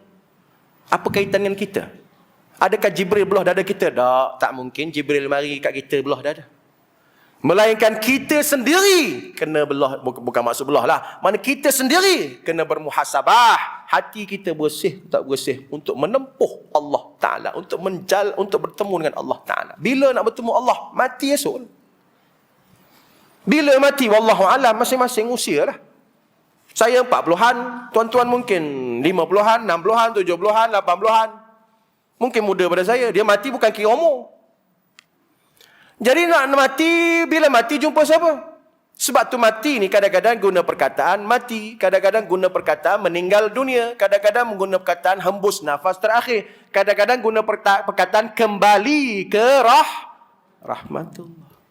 Kembali ke rahmatullah, jumpa siapa? Jumpa Allah. Maka cek hati. Ada lagi tak penyakit hati? Penyakit hati ni dua jenis. Yang pertama dipanggil dua jenis penyakit hati yang bersifat rohani, iaitu 3 beradik pula. 3 beradik saya selalu sebut kufur, syirik, nifaq. Hak ni hak rohani, penyakit hati hak bersifat rohani. Kalau ada kufur, na'udzubillah, dia kafir. Kalau ada syirik, na'udzubillah, Allah tak terima amalan dia. Syirik, macam-macam syirik ujung zaman ni. Tak? Saya nak ingatkan diri saya dan diri tuan-tuan, puan-puan. Mungkin tuan-tuan ada hak dah bersara ke, dah pencen ke, tapi anak-anak mungkin. Ada satu kuliah, saya lupa ustaz mana, tapi dia sebut tu memang hujahnya mantap. Dia kata siapa berpegang kepada, kebetulan ada rakaman, cantiklah rakaman ni tak. Siapa pegang pada kita ni udah hoja kerajaan, terjamin masa depan, hati-hati. Pernah dengar perkataan tu? Kalau nak terima menantu kan, kerja apa, bakal menantu kerja apa? Boyfriend tanya anak tak? Tanya anak, boyfriend kamu tu kerja apa? Tak, kerja biasa-biasa je bah. Kalau kerja kerajaan, terjamin masa depan. Hati-hati. Ada pencennya. Kalau PKP pun tak lapor lah. Kata dia tak kebulu lah kalau PKP-nya gaji masuknya. Hati-hati. Hati-hati. Ni penyakit apa tu? Penyakit rohani kepada hati tu. Nak kena jauhi daripada kufur, jauhi daripada syirik. Bukan kerajaan menjamin makan minum kita. Bukan gaji tetap, bukan pendapatan bulanan menjamin gaji kita, menjamin makan minum kita. Allah Ta'ala. Ya betul kita tak nafi lah benda tu, tapi jangan sampai letakkan benda tu sebagai satu bentuk i'tiqad. Hak tak kerja kerajaan, kebulu ke dia? Hak meniaga sendiri, kebulu ke dia? Itu pula nilaiannya. Jauh daripada kebenaran. Jaga-jaga. Sebab tu dalam pengajaran Isra' Mi'raj, Jibril membersihkan hati Nabi supaya, ya bukan makna hati Nabi itu kotor, tak, tapi dibersihkan hati Nabi untuk kita ambil pengajaran. Nabi tak apa hati dia bersih, dah. Nabi tak ada penyakit-penyakit yang nama kufurnya, penyakit menapiknya, penyakit syiriknya, tak ada dah Nabi. Itu dia Nabi. Kita hak bukan Nabi ini. Kena muhasabah. Ada penyakit kufur, na'udzubillah. Ada penyakit syirik, na'udzubillah. Contoh tadilah, boleh jadi syirik. Ya, boleh jadi syirik. Tak apa, anak kita ni kerja-kerjaan abang. Selamat dia, terjamin, makan minumnya jangan. Tiga serangkai tadi ya. Na'udzubillah. Jangan ada kufur, jangan ada munafik, nifak, jangan syirik pada Allah Ta'ala. Yang kedua, penyakit hati ni yang dipanggil oleh, yang disebut oleh Al-Imam Ghazali rahimahullah. Dalam kitab Ihya Ulumuddin pun ada. Apa dia? Sifat mazmumah. Tolong buang. Saya bercakap untuk saya sendiri. Tolong buang. Campak ke dalam sungai Perak. Hanyut perang je. Sifat-sifat mazmumah. Buang jauh-jauh. Apa dia? Hasad, dengki, dendam, sombong, takabur, riak, ujub, sum'ah, macam-macam lah. Banyak lah. Hikdu, dendam. Ada orang berdendam sampai 7 keturunan. Ada orang hasad, ada orang sombong, ada orang bongkak, ada riak, ada ujub. Macam-macam penyakit hati. Penyakit hati mazmumah. Buang. Kalau nak mati, memang semua akan mati pun. Bila mati menghadap Allah, takkanlah nak bawa hati yang kotor, hati yang rosak. Allah berfirman dalam surah Asy-Syu'ara, "Yauma la yanfa'u malun wala banun illa man atallaha biqalbin salim." Hari itu, hari akhirat. Hari di mahsyar, hari kebangkitan, Allah tak tengok kayamu tara mana kayamu. Hartamu Allah tak tengok pun. Mu kaya ke, mu ada saham ke, ada kebun luar ke, ada macam-macam company ke, kaya jutawan ke, aku tak tengok dah. Wala banun, anakmu ramai mana aku tak kira. Pengaruhmu besar mana aku tak peduli. Penyokonmu ramai mana aku tak tengok. Habis tu Allah tengok apa? Man atallaha biqalbin salim. Tu Allah tengok. Allah tengok qalbin salim. Apa makna qalbin salim? Hati yang sejahtera, hati yang bersih, tak ada syirik, tak ada ragu pada Allah, tak ada kufur, tak ada munafik dan tak ada mazmumah. Tak ada mazmumah. Tak ada hasad dengki. Contoh, orang Melayu biasa hasad dengki. Minta maaf lah, orang Melayu, aku pun orang Melayu juga. Apa mana hasad dengki? Hasad dengki ni dia sakit hati sehingga dia nak menghancurkan nikmat orang yang dapat nikmat tu. Dalam kitab hadis 40 pun ada sebut tak? Nabi kata, la tahasadu, jangan hasad dengki. La tahasadu, jangan berdengki. Maka ulama mesyarahkan apa makna dengki? Dengki ialah, hasad ialah berusaha sungguh-sungguh untuk pisahkan nikmat pada orang yang didengki itu. Dia usaha. Contoh dia dengki, kawan tu niaganya maju. Dia usaha. Lagu-lagu mana pun aku nak pedajai kedai dia. Dia jumpa bomoh lah, dia buat apalah, dia santau lah, ilmu hitam, kau sihir, kau. Ini dua dosa. Dosa pertama syirik. Ilmu hitam, sihir itu syirik. Dosa kedua dengki. Itu nama hasad dengki. Dengar ceramah Isra' Mi'raj bukan main lagi, tiba-tiba ada lagi dengki. Wa'iyadzubillah. Maka bersihkanlah hati. Bersihkanlah hati. Tak ada dengki, tak ada dendam, tak ada dia punya penyakit-penyakit itu. InsyaAllah bila kita mati nanti menghadap Allah, Allah sebut dalam Quran, man atallaha biqalbin salim. Siapa-siapa mati menghadap aku, bawa hati sejahtera, hati bersih daripada syirik dan penyakit-penyakit hak tak selayaknya ada pada seorang mukmin. Sebab tu kan, Kalau kita baca kisah bagaimana ketika Nabi dimi'rajkan, malaikat bawa Nabi dua bekas. Ada riwayat menyebut 3. Tak apalah, 2 ke 3 tu kita terima dua-dua sekali. 2 bekas, 3 bekas. Yang pertama, bekas pertama arak. Dihidangkan arak. Yang kedua dihidangkan susu. Yang ketiga dihidangkan madu. Maka 3-3 ni sebelum bermi'raj, sebelum naik ke langit, Nabi pilih apa? Nabi memilih susu yang warna putih bersih. Susu lambang kesucian. Susu putih lambang fitrah. Itulah agama Islam. Itulah tauhid kebenaran. Nasib baik Nabi tak pilih arak. Memang pun Nabi takkan pilih arak. Sebab arak tu lambang najis. Najis arak, kekotoran, kebatilan, kesesatan. Dan Nabi juga tak pilih madu. Dalam riwayat menyebut madu. Kerana madu tu melambangkan kemanisan dunia. Ada dunia, sedapnya dunia ni, seronoknya dunia ni. Madu kan manis. Sedapnya duk atas nikmat. Mana jangan terpedaya dengan dunia. Pilihlah. Nabi memang pilih susu yang putih, lambang kebersihan, lambang fitrah. Itulah Islam. Tauhid, tidak ada benda-benda yang mengotori tauhid, tidak ada syirik dan sebagainya. Kerana hati Nabi bersih. 2. Yang ketiga. Nak ngabihkan 5 ni ya, saya masuk yang ketiga. Yang ni panjang, tapi tak apa, saya akan ringkaskan. Yang ketiga disebut oleh ulama berkaitan dengan hikmah pengajaran Isra' Mi'raj ialah kena letak diri kita rasa istimewanya kita umat Muhammad sallallahu alaihi wasallam. Pengajaran Isra' Mi'raj, kelebihan yang ada pada Nabi Muhammad sallallahu alaihi wasallam, lebihnya Nabi Muhammad, dan kita umat Muhammad ni ada kelebihan ni juga. Sebab tu kena hargai, kena appreciate. Kena hargai, kena appreciate, kena yakin memang kita ni ada kelebihan. Kena mensyukuri nikmat menjadi umat Muhammad sallallahu alaihi wasallam. Tidak ada umat hak masuk syurga. Umat-umat dulu beriman setara mana pun, umat Nabi Ibrahim ke, umat Nabi Nuh ke, umat Nabi Yusuf ke, umat nama-nama Nabi ke, dia takkan masuk syurga. Melainkan umat Muhammad sallallahu alaihi wasallam terlebih dahulu masuk syurga. Dan orang pertama masuk syurga Nabi sallallahu alaihi wasallam. Kita tengok apa yang berlaku. Nabi sampai di Baitul Maqdis, Nabi solat 2 rakaat. Nabi solat 2 rakaat, dan siapa di belakang Nabi? Nabi menjadi imam.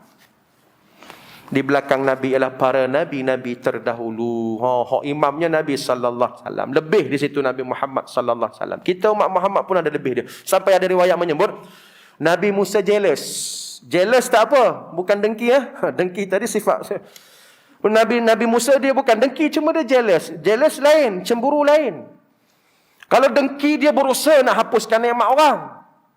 Kalau jealous tak apa, setakat cemburu noktah kat situ. Tak, Allah aku jealous dia, rumah dia besar, cemburu aku. Tak apa, noktah setakat tu. Kalau hak dengki, dia pergi bakar rumah kawan tu. Hak tu dengki.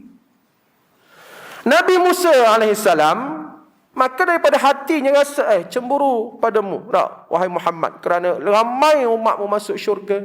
Nabi Musa umat dia apa? Bani Israel. Bani Israel ramai tak beriman. Dalam Quran sebut. Nabi Musa umat dia, Bani Israel, minhumul mu'minun. Ada hak beriman, tapi ramainya wa aktsaruhumul fasiqun. Tu umat Nabi Musa. Maka jealous lah Muhammad. Istimewanya kamu Muhammad, umat kamu ramai masuk syurga, kamu sendiri pun masuk syurga orang pertamanya. Maka kita kena rasa lebihnya kita menjadi umat Muhammad sallallahu alaihi wasallam. Dalam peristiwa Mi'raj, Nabi naik langit demi langit, langit demi langit. Saya sebut secara ringkas. Langit pertama bertemu dengan Nabi Adam alaihi salam. Maka Nabi Adam akan bagi, apa kata Nabi Adam? Nabi Adam kata, wahai Muhammad, kamu akan diuji dengan orang terdekat kamu. Sebenarnya perjalanan Mi'raj, naik langit demi langit, bertemu dengan nabi-nabi ni, motivasi kepada Rasulullah sallallahu alaihi wasallam daripada abang-abang senior dia. Kalau istilah kita hari ni lah, istilah bahasa kita mudah-mudah, abang-abang senior dia. Hak satu pangkat dengan Nabi. Nabi Adam pun Nabi dah. Langit pertama, langit kedua bertemu dengan Nabi Isa. Langit ketiga bertemu dengan Nabi Yusuf. Langit keempat bertemu dengan Nabi Idris. Langit kelima bertemu dengan Nabi Harun. Tu abang-abang senior pula tu. Maka sudah tentulah nasihat kepada adik. Dia kata, mu teruskanlah perjuangan. Biasalah ujian tu, orang marah, kau orang maki hamun, kau orang tak terima ke biasa. Lebih kurang itulah dia punya nasihatnya. Langit ke berapa lagi? Langit ke-6 Nabi Musa alaihissalam. Langit ke-7 kemuncaknya bertemu dengan Nabi Ibrahim alaihissalam. Jadi peristiwa pertemuan dengan Nabi-Nabi, Rasul-Rasul ni, kita kata abang-abang senior ni, mereka memberikan motivasi, teruskan wahai Muhammad, berdakwahlah, berjihadlah, ajaklah orang pada Islam, ajaklah orang pada la ilaha illallah, teruskan ujian ke, cabaran ke, itu biasa, kena sabar. Tenang hati Nabi kan.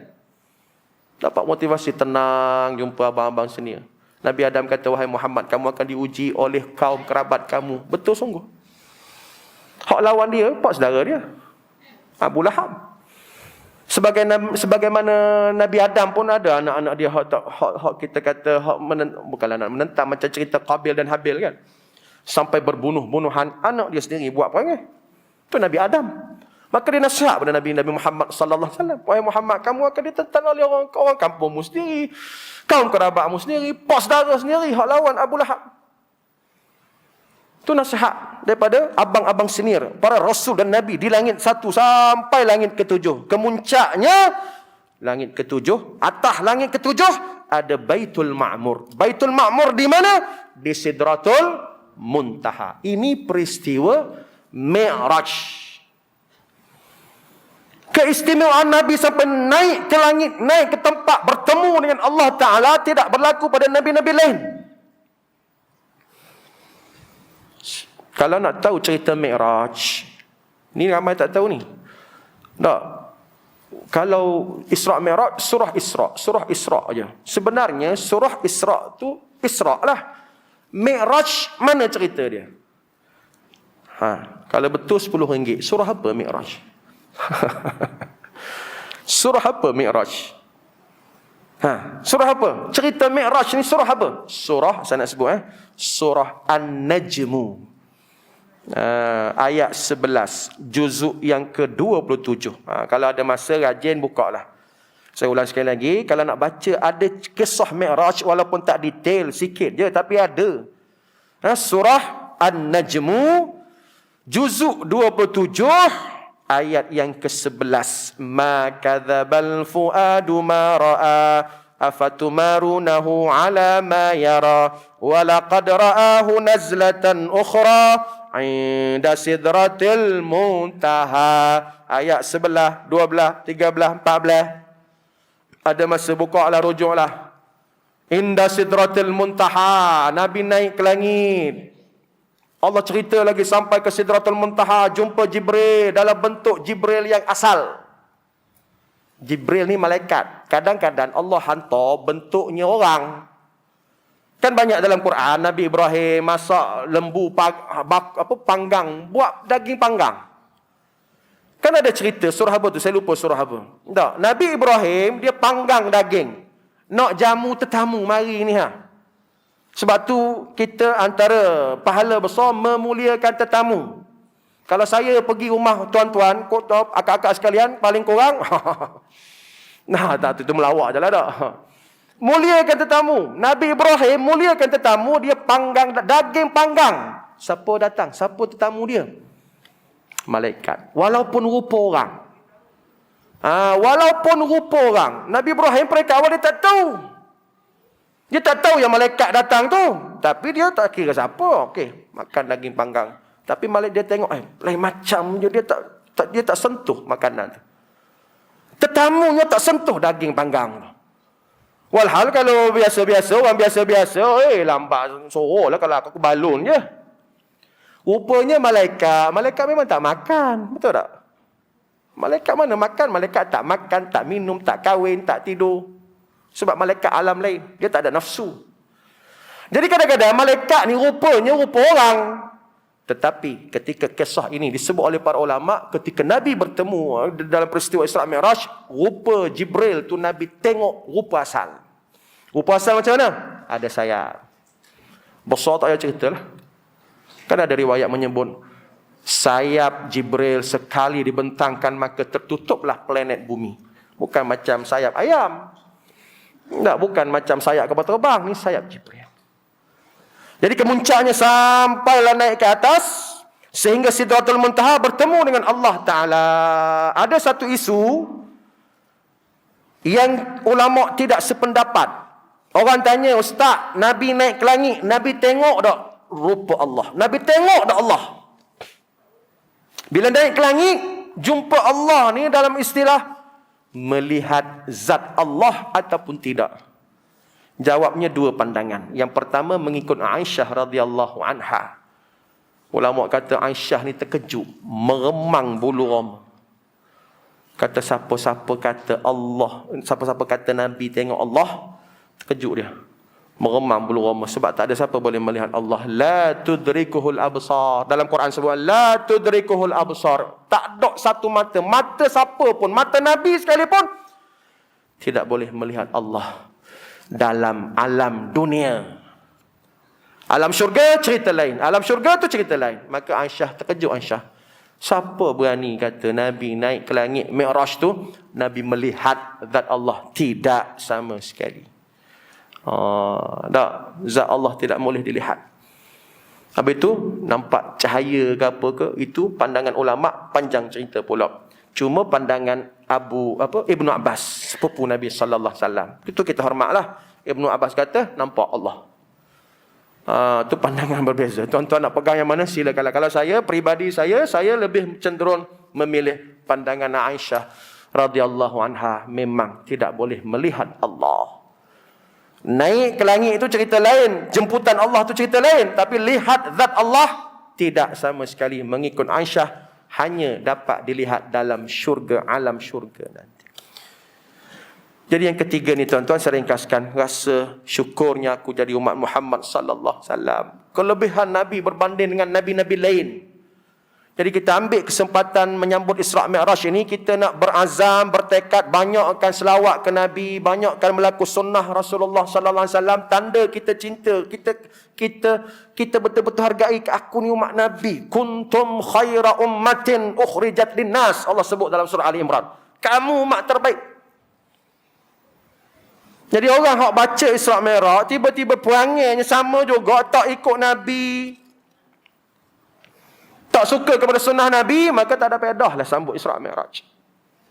Melainkan kita nombor 3 ni merasakan bahawasanya kita amat-amat rasa kita ni amat-amat syukur. Dan tanda syukur itu kita betul-betul berjuang untuk menjadi bermujahadah untuk menjadi umat Muhammad sallallahu alaihi wasallam. Baik, yang keempat. Yang keempat, saya laju sikit, masa tidak mengizinkan, 1.5 jam dah ni.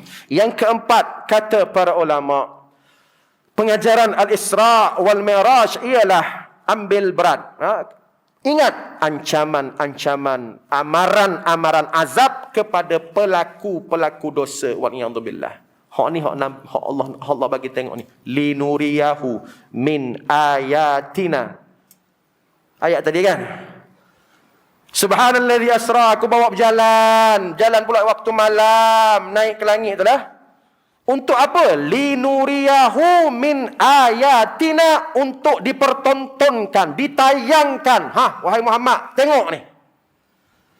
Tengoklah wahai Muhammad. Apa dia? Antaranya azab. Hak ni kena ambil pengajaran.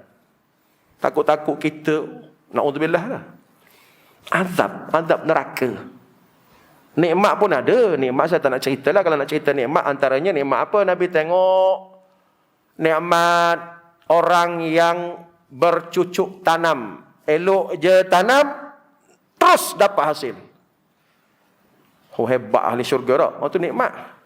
Tanam dapat hasil, tuai terus dapat hasil. Kata Jibril, itulah ahli syurga. Atas dunia dulu banyak sedekah. Tu kita perbanyakkan sedekah. Satu kebaikan sedekah Allah bayar 700. Bayang. Ada tak skim cepat kaya setara tu? Ada. RM1. Pahalanya Allah akan balas RM700. 700 kali ganda. 700 kali ganda. Mana qasad, tidak akan rugi harta orang yang bersedekah. Maka digambarkan linuriyahu, Allah tunjuk, wahai Muhammad, tengoklah syurga. Dalam ahli syurga tu apa? Oh, hebat nikmat dia. Elok je tanam, tuai terus. Hasilnya, rupanya itu orang yang banyak bersedekah. Maka untuk saya, diri saya sendiri banyakkan bersedekah, diri tuan-tuan pun banyakkan bersedekah. Itulah nikmat dalam syurga. Lalu Nabi pun terbau wangi. Sedapnya bau. Tanya Jibril, bau apa tu? Bau kubur Masyitah. Masyitah tu bukan nama dia, pangkat dia, jawatan dia. Yang tu pun satu hal juga. Kita duk ingat nama dia tak? Masyitah. Masyitah tu bukan nama dia. Nama dia apa? Wallahu a'lam. Habis tu masyitah tu apa? Masyitah tu pangkat dia. Apa makna masyitah? Tukang sisir. Daripada perkataan mishtun. Mishtun tu apa? Sikat. Sikat.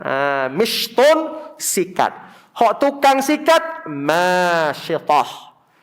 Dia sikat rambut siapa? Fir'aun. Sekali terpelanting, dia kata apa? Pernah dengar cerita tu? Subhanallah, apa? Allah dah. Maka dia pun terkejut lah. Maka mu ni, pendek cerita, mu ni beriman ya. Bukankah aku Tuhan? Fir'aun kan mengaku Tuhan. Dipendekkan cerita, dihukum. Hukumnya apa? Rebuh. Tahu rebuh? Subhanallah. Itu orang beriman, masyitah. Masyitah bukan nama dia. Masyitah. Tukang sikat rambut, maka dicampak ke dalam air rebusan, mati syahid. Maka di akhirat nanti wangi kubur siapa? Kubur masyitah. Hari ni kalau kita pergi kubur, bau wangi dah. Kalau wangi lari dah. Bau apa pula ni dah. Hak tu nikmat. Saya nak sebut azab. Azabnya yang pertama, banyak saya sebut sikit lah. Yang pertama ialah Nabi melihat ahli neraka berkuku panjang. Panjang luar biasa. Bukan panjang macam orang kita gini. Pun ada juga orang jenis simpan kuku tu. Sedangkan simpan kuku ni, iyalah nak kata haram tak berani lah. Tapi menyalahi sunnah. Menyalahi sunnah. Kuku ni Nabi suruh potong. Bukan simpan. Tapi orang nak simpan kuku hari ni pun setakat tu jelah panjangnya. Tapi ahli neraka panjang kukunya luar biasa. Dan kuku tu pula daripada tembaga. Tahu tembaga? Kuku tembaga yang panjang itu dicakor-cakornya muka dan dada. Muka dan dada. Itulah kerjanya pagi petang siang malam. Bayang pun takut dah. Waliyahzubillah. Oh, tak ada kerja lain ke ahli neraka? Itulah kerjanya. Dicakornya berdarah, mukanya, dadanya, dihidangkan pula makanan dalam neraka. Apa dia makanan dalam neraka? Mana ada nasi biryani gam? Tak ada. KFC neraka? Tak ada. Bangkai. Makanan dalam neraka, antaranya disebut dalam hadis tu bangkai. Dan sifat makanan neraka, la yusminu wa la yughni min ju'. Surah apa tu? Surah Al-Ghasyiyah. Allah sebut dalam Quran surah Al-Ghasyiyah, la yusminu wa la yughni min ju'. Makanan dalam neraka tidak menggemukkan dan tidak mengenyangkan. Nak kata bagi protein ke, bagi zat ke, bagi vitamin, tak, bukan jenis tu. Nak kata kenyang, tak. Habis tu makanlah kamu bangkai, seksa bertambah-tambah, laparnya bertambah-tambah. Tangan duk cakar. Malaikat pun kata kat Nabi, wahai Muhammad, mu tahu tak siapa tu? Siapa tu? Oh, itulah dia. Na'udzubillah. Tuan-tuan, dosa ni saya pernah buat. Tuan-tuan pernah buat tak? Al-ghibah. Apa makna al-ghibah? Mengumpat. Siapa berani angkat tangan? Ustaz, saya tak pernah mengumpat. Berani angkat tangan nak tengok muka mana? Angkat tangan nak tengok muka mana hak berani angkat tangan, saya tak pernah mengumpat. Besar tak dosa mengumpat? Kalau besar dosa mengumpat, pasal apa kita nampak macam ringan je? Siap buat grup WhatsApp lagi. Grup WhatsApp membawang dia buat. La haula wala quwwata illa billah. Grup WhatsApp membawang. Ramai pula ahli WhatsAppnya, bukan seorang dua. Membawang, jom kita membawang. Mengumpat, dosa kecil ke besar? Dosa besar. Dia kaedah dia, tuan-tuan. Dosa yang disebut azab, maka semuanya besar. sama ada hukuman dunia atau akhirat. Dosa mencuri, potong tangan. Allah sebut mencuri potong tangan kan? Ada hukuman tak? Allah sebut. Maka tu mencuri dosa besar. Berzina, Allah kata apa? Sebat 100 kali. Maka ada hukuman tu dosa besar. Ataupun hukuman akhirat macam mengumpat tadi. Ataupun orang Nabi terus terang cakap ar-rashi wal murtashi finnar. Dia ahli neraka. Sudah tentulah bila kata ahli neraka dosanya besar. Dosa apa? Rasuah. Tapi kita mengumpat. Saya baru ni kuliah subuh, tak nak sebut tempat. Saya kuliah subuh. Tempat mana tak nak sebut lah. Surau masjid mana tak nak sebut lah. Tajuknya sama, tajuk Isra' Mi'raj. Saya dah sebut benda ni. Saya dah sebut dosa mengumpat. Lepas ceramah, dia ajak sarapan. Tengah-tengah sarapan tu sempat lagi mengumpat. La haula wa la quwata illa billah. Tadi baru je aku ceramah. Nampak tak dosa mengumpat ni orang tak rasa berat. Saya dengar je lah, dia ni nak kata tidur, tak tidur tadi. Elok je depan aku duduk ceramah pasal mengumpat Isra' Mi'raj ni. Nampak tak? Lepas je ceramah, ajak sarapan, kita sarapan, tengah-tengah sarapan tu duduk mengumpat kat orang lain pula dah. Dia ni pekak ke apa aku duduk sebut tadi? Nampak tak? Orang nampak ringan dosa mengumpat. Dia tak rasa besar. Sedangkan azab dia ni. Nabi tanya apa benda tu? Itulah orang mengumpat. Apa makna mengumpat? Lupa nak bagi makna mengumpat. Mengumpat ialah zikru akhaka fima yakrah. Sebut tentang saudara kamu yang dia tak suka. Kalau dia suka tak apa. Kalau kata Pak Mat, ada ke Pak Mat? Tak apa, Pak Mat tu nama aku, nama saya. Contoh nama saya lah. Pak Mat mana? Alah, Pak Mat yang buncit tu lah. Kalau dia tak marah tak apa. Dia tak marah, memang buncit. Aku apa nak marah? Aku memang buncit. Contoh. Kalau dia tak marah tak apa. Tapi kalau dia marah, kamu kata aku buncit. Aku elok je slim je jogging tiap-tiap hari. Berdosa lah. Orang kata perempuan ni suka mengumpat. Betul ke? Tak berani nak jawab. Jawab dengan ikhlas. Perempuan suka mengumpat. Betul ke? Tak betul. Tak semua. Betul lah. Laki pun boleh tahan juga mengumpat. Cuma dia tidak establish dengan mengumpat tu. Betul tak? Saya laki, saya tahu lah macam semalam lah duduk tengah sarapan tu mengumpat. Lepas tu kamu kata kat perempuan. Tak kira. Dia bukan soal jantina. Dia bukan soal jantina. Bukan soal laki perempuan. Dia soal iman. Dia soal iman taqwa. Kalau takut pada Hamzah ni, takut dosa mengumpat. Udahlah tu. Kita sembahyang baik-baik. Udahlah. Apa salahnya cerita hak baik-baik? Nampak tu makcik tu. Cantik pula baju dia. Mesti mahal tu. Bagus lah makcik. Beli kat mana makcik? Apa salah? Cuma cerita hak baik-baik. Pasal apa cerita buruk-buruk? Tak. Mengumpat ni dosa besar. Tu belum cerita lagi orang muflis di akhirat. Muflis. Apa makna muflis? Bankrupt. Pahala puasa tak ada. Semayang tak ada. Habis. Mana puasa. Atas dunia aku semayang lah. Atas dunia aku puasa lah. Atas dunia dulu masa hidup. Atas dunia dia aku bayar zakat lah. Umrah haji lah. Ya Allah, mana pahala aku ya Allah? No, pahalamu dapat kat tu. Siapa dia tu? Orang aku fitnah tu. Pahala aku dapat ke dia? Itulah aku duk ngumpah dulu dia. Aku duk fitnah dia dulu. Itulah orang bankrupt. Wal'iyadzubillah. Baik, seterusnya. Azab apa lagi? Antaranya disebut ialah orang tak semayang. Tak apalah, orang tak semayang tu biasa kita dengar tak? Walaupun riwayat tu tidak sahih. Tapi kita terima juga kerana ada riwayat lain yang mengatakan itu sahih. Apa dia orang tak semayang ni? Batu, hempap kepala, hancur. Allah pun perelokkan semula. Hempap lagi, hancur. Hempap tu, bayangkan batu neraka bukan batu macam belakang rumah kita. Bukan batu dekat sungai, dekat pantai tu, bukan. Batu neraka ni bang. Batu ni alat azab dalam api neraka. Hempap kepala, hancur. Allah elokkan semula. Dihancurkan pula. Itulah pagi, petang, siang, malam. Wal'iyadzubillah. Orang tak semayang. Orang tak semayang. Dalam mazhab Hambali, kafir. Mazhab kita, fasik. Fasik ke kafir ke, wal'iyadzubillah, kita tak mau. Itu antara azab orang yang tak solat. Dan kemudian Nabi berjalan-jalan lagi dalam peristiwa Mi'raj. Sehinggalah Nabi qumtu ala babin nar. Aku berdiri atas pintu. Aku berdiri depan pintu neraka. Ini kemuncak dia lah. Sebagai penutup nombor 4 ni. Qumtu ala babin nar, aku berdiri atas pintu neraka, aku berdiri depan pintu neraka, fa idza ammatu man dakhalahan nisa, dan aku tengok ramai ahli nerakanya ialah perempuan. Ustaz Muhammad nak perkena kami ke? Jangan salah sangka. Bukan nak perkena koma mentang-mentang anjuran Biro Muslimat yang jemput. Bukan, kalau dekat muslimin pun ini juga saya bacanya. Kebanyakan ahli neraka itu perempuan. Orang lelaki jangan pula perasan Nabi tak sebut kebanyakan ahli syurga lelaki. Bukan. Kebanyakan ahli syurga Nabi sebut apa? Orang miskin. Tak apalah, itu lain. Ni, kenapa kebanyakan ahli neraka ialah perempuan? 2 dosa. Yang pertama, dosa menderhaka suami. Saya ambil kesempatan, depan saya ni ramai para isteri, ramai kaum ibu, para isteri, muhasabahlah.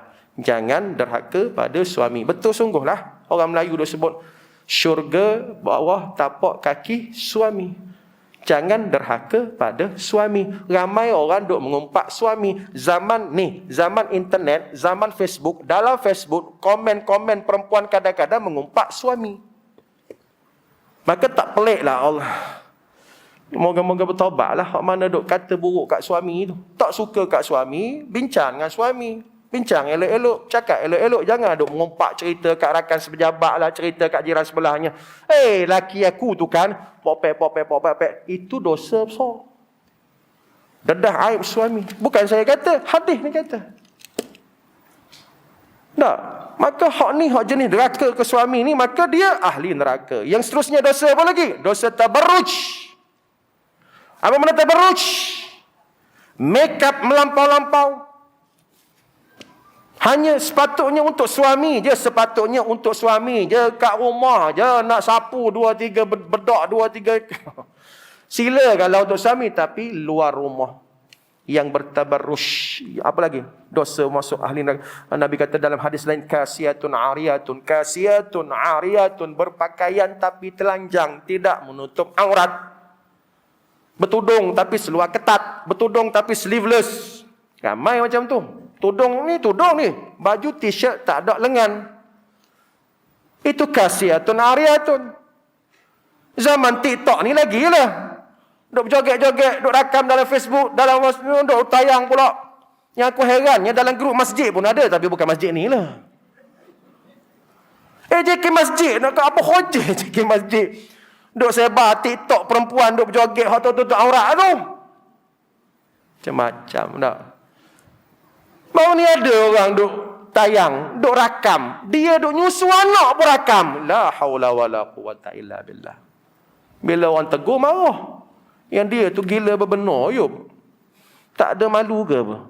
Duk tayang, duk tengah nyusu anak. Dengan aku pun tengok, astagfirullah. Itu ceritanya. Orang hari ni nyusu anak dia tayang.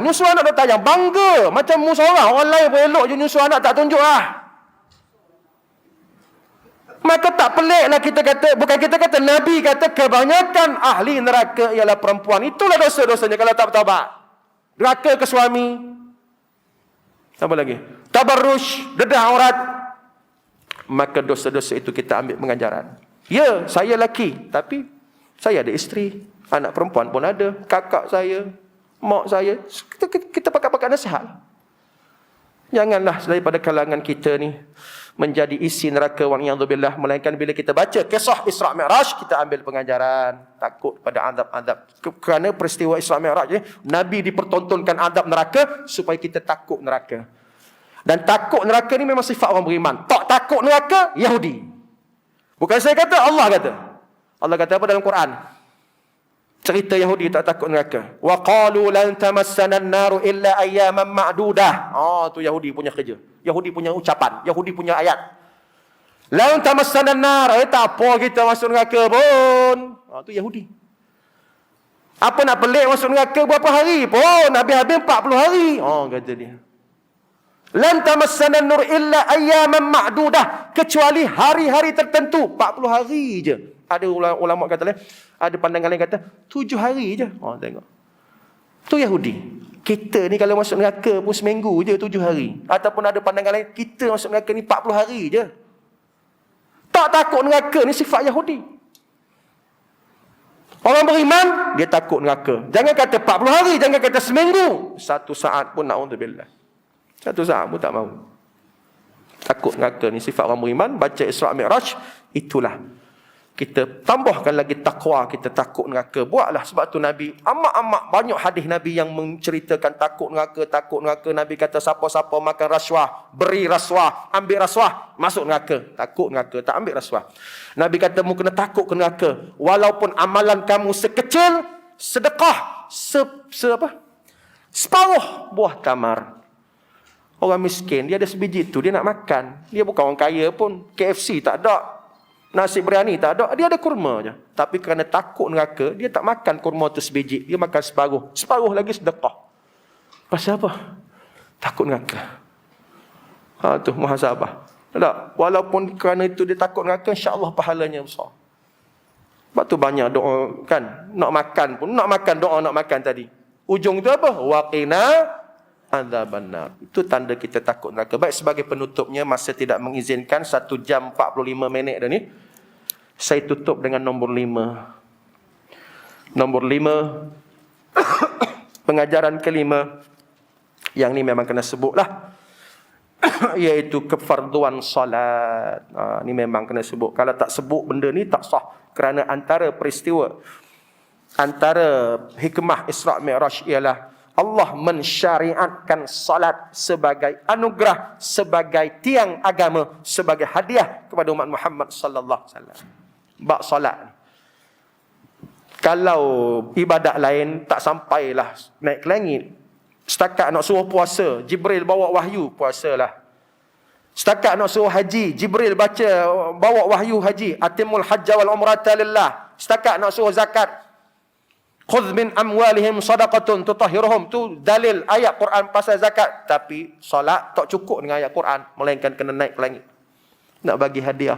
Apa nama hadiah tu? Solat 50 waktu. 50 bang, akak-akak sekalian. Nasib baik ada Nabi Musa kan. Kalau Nabi Musa tak nasihat lah, dengan aku pun tak semayang. Tak mampu 50 ni kalau kita buat matematik mudah lah, setengah jam semayang, kan 24 jam sehari. 24 jam je sehari. Jadi kalau 50 waktu, duduk setengah jam semayang, duduk setengah jam semayang. Kalau akak-akak ni suri rumah, tak jenuh nak tumbuk sambal, semayang lu. Tak pergi goreng ikan, semayang pula. Lepas tu basuh baju, semayang pula. Tak terbuatnya. Sebab tu Nabi Musa kata, minta korang, sampailah 5. Terima kasih Nabi Musa, alhamdulillah. Tu pun Nabi Musa kata, naik lagi lah, minta korang. Nabi kata, aku malu dah, cukuplah 5. Dan 5 pun ada hak tak terbuat. Betul tak? 5 pun ramai tak buat. Dan salat ini merupakan anugerah Allah. Ada satu neraka dalam akhirat nanti, ma salakakum fi saqar. Dalam Quran surah Al-Muddathir, Allah berfirman, ma salakakum fi saqar. Ahli neraka ditanya, pasal apa masuk neraka ni? Qalu lam naku minal musallin. Maka jawab, aku tak sembahyang. Atas dunia aku tak sembahyang. Jaga solat untuk saya. Dan solat ni 3 benda. Yang pertama berjemaah. Yang pertama berjemaah dah. Awal waktu. Yang pertama awal waktu. Tolong jaga solat awal waktu. Kalau solat lengah-lengah tak dilengahkan, maka takut-takut termasuk dalam fawailul lil musallin. Celaka orang semayang. Siapa dia celaka orang semayang ni? Semayang tapi celaka. Antaranya ulama kata takhirus solah, melambat-lambatkan solat. Subuh pukul 7, Zuhur pukul 4, Asar pukul 6.30 contoh. Maghrib lepas drama. Selagi tak habis drama pukul 7 tu, hak ni fawailul lil musallin wal iyad billah, celakalah. Jadi awal waktu jaga solat awal waktu. Yang kedua berjemaah. Ada muslimin 2-3 orang ni berjemaah jaga.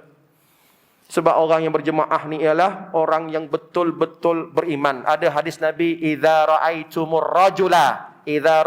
rajula, apa nama ni hadis tu? Saya lupa hadis tu. Apabila kamu melihat seorang lelaki itu berulang alik ke masjid, maka yakinlah dia orang beriman. Akak-akak ada suami, kalau suami dah memang kaki masjid, alhamdulillah. Tapi kalau suami belum kaki masjid, boleh baca cerita ni. Abang pergi masjid, semayang masjid. Sebab suami pergi masjid, isteri kat semua rumah pun isteri dapat. Tak ada masalah. Isteri duduk kat rumah ke, duduk masak kat rumah ke, duduk ajar nak mengaji kat rumah ke, suami datang ke masjid, pahala tu dapat kepada isteri. Jadi semayang yang pertama ialah awal waktu, yang kedua berjemaah hidup kala masjid, dan yang ketiga khusyuk. Cuba untuk khusyuk. Memang susah, tapi cubalah juga. Setakat mana kita mampu khusyuk daripada Allahu Akbar, kena faham makna bacaan, kena faham makna apa nama ni, doa iftitahnya, doa kunutnya, tahiyatnya makna apa, untuk kita dapat khusyuk. Jadi solat ini adalah hadiah daripada Allah Ta'ala. Jaga sungguh-sungguh. Sebab tu kata bijak pandai, seumpama ibu bapa bagi hadiah, nah ambil hadiah, tiba-tiba dicampur ke dalam tong sampah. Bertuah punya anak, kecil hati mak ayah tak? Aku beli hadiah kemain lagi untuk kamu wahai anak. Anak tidak hargai, dicampurnya ke dalam tong sampah. Ini anak derhaka. Maka begitulah hadiah Allah bagi special, nak panggil naik ke langit, tiba-tiba kita buat tak tahu je, na'udzubillah, tak semayang pun, tak peduli pun orang azan dan sebagainya. Maka itulah hamba yang derhaka.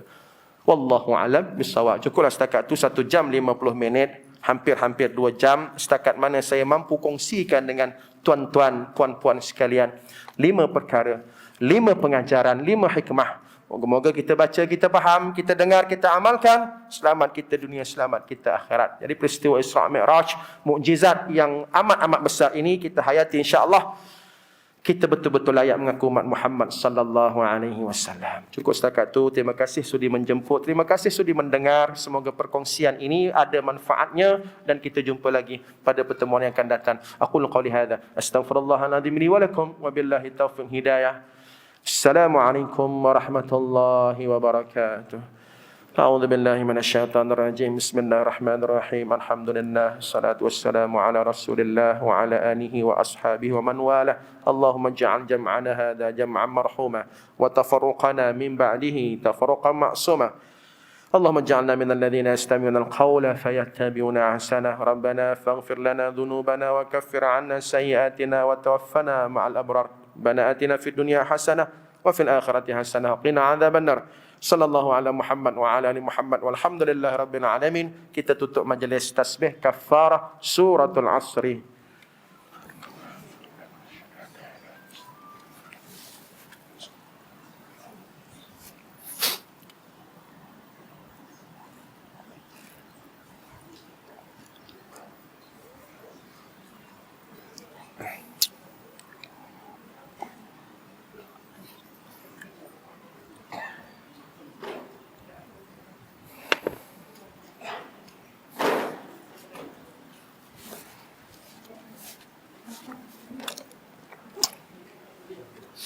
Masuk dalam channel apa tadi?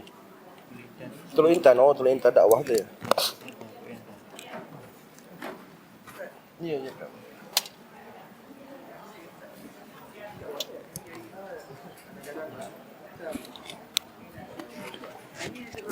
Oh, terima kasih Allah. Macam tahu dan saya dulu. Tadi saya buat lawak je, punya dapat. Ya, Alhamdulillah.